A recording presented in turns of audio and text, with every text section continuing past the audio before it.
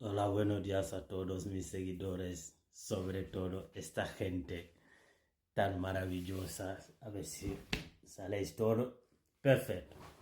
Qué equipo que tenemos. Es un orgullo. En el fondo, veis mi foto, ahí salgo con los compañeros. ¡Fua! Es un orgullo para mí, de verdad. La verdad que no sé dónde empezar y no tengo palabra. ¿Cómo puedo agradeceros? Sobre todo Rafael y Monse, ya lo dije otro día. Monse sin palabra. Solo simplemente le digo, eres grande. Eres grande. Rafael tiene un corazón tan grande que no te cabe en el pecho. De verdad. Sois gente maravillosa.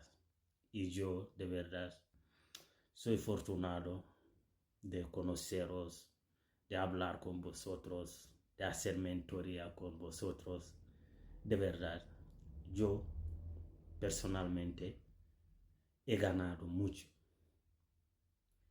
He ganado mucho, te lo juro. Simplemente os agradezco mucho.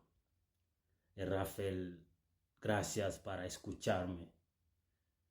Gracias por tu tiempo para valorar mis ideas, mis proyectos, aún para hacerme creer más lo que estoy haciendo y darle valor. Quizá lo valoraba antes, pero no suficiente como ahora. Todo eso gracias a vosotros, de verdad.